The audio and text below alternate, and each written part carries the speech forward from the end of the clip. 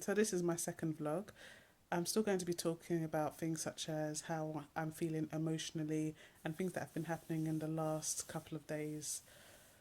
Well, emotionally, I'm okay. Same ups and downs as to be expected.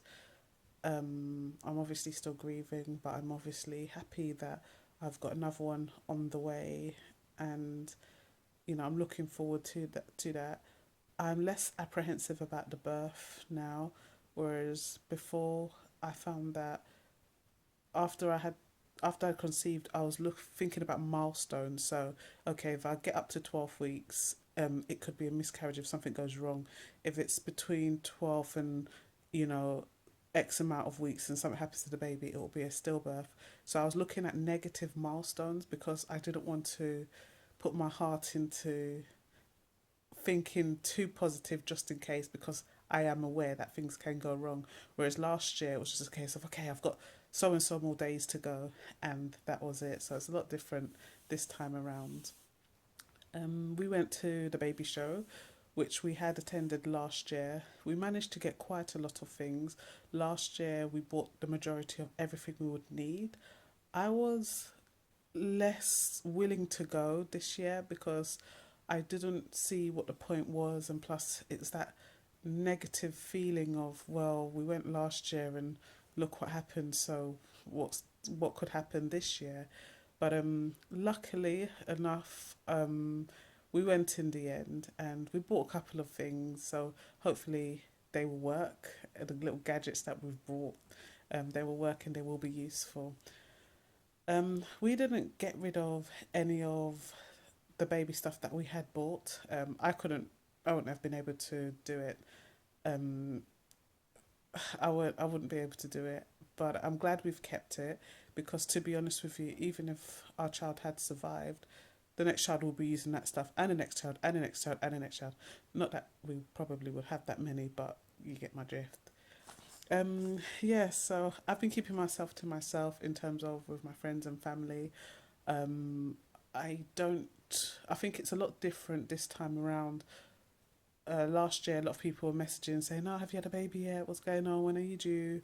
and so forth. This year, people are a lot more tentative and are kind of giving me a bit of breathing space, which isn't a bad thing. Which I think it's quite good because I think in this situation, sometimes people don't know how to react or how to behave.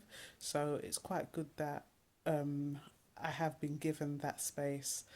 As I said, there's lots of ups and downs, and I also think people forget, they think just because you're pregnant again, you've forgotten about the child that you're grieving for, which is never going to be the case. I talk about my son every day. I think about him like God knows how many times. I'm sure like it could be so if it was, I don't know, a crush or something, somebody will say, oh, that's obsessive, but I think about him all the time because it is coming up to his first birthday, so I wonder how he would be in terms of his character, and yeah, things like that. So it's always on my mind, and it's something that you'll never forget. And I don't want people to think or feel that I have forgotten. I think with this pregnancy, people tend to say I'm glowing, whereas I think the difference is that I'm just making an effort to look after myself. Whereas last year, I didn't have any makeup on, I was just like, yeah, whatever. But I think this year I'm doing it because I don't want people to be looking at me and always constantly asking me, am I okay? Am I okay? So I think that's another reason. And plus, I think it's good to pamper yourself, When you're pregnant, there's a lot going on with your hormones, there's a lot going on with your body. So, any little thing I can do to pamper myself, I will do it. So, that's what I'm doing.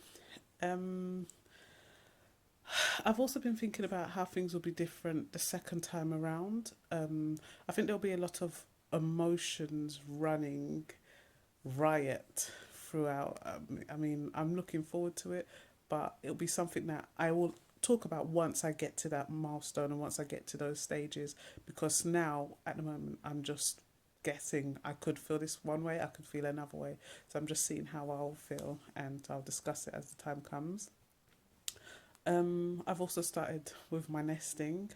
It's a bit annoying because I'm up at like 2 o'clock in the morning trying to put towels away or find, places for things to go. So, and I've also started reintroducing like bits of baby stuff into the main bedroom. That was one thing that I found very hard after my son passed away, to come back home and to see all of the things like laid out there. Um, yeah, it was very hard. And I think with me, I just wanted everything out of my sight and put into his room because I couldn't look at it, and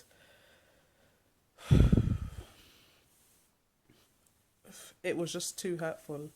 But I think now, as I said in the last vlog, I am starting to bring things out and go through it on my own. A lot of the time, it makes me smile.